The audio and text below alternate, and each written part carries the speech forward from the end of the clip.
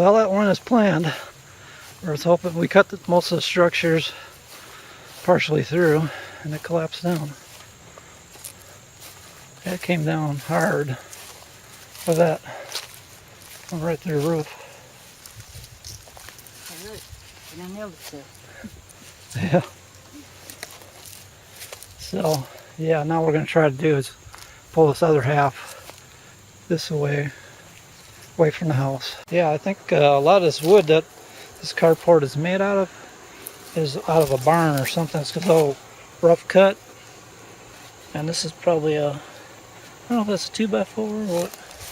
I know I measured this one, and this one actually measures 4 inches by 2 inches thick, like they used to make 2x4s. That's all rough cut old lumber. Figure they made this shed out of old barn parts or something a long time ago.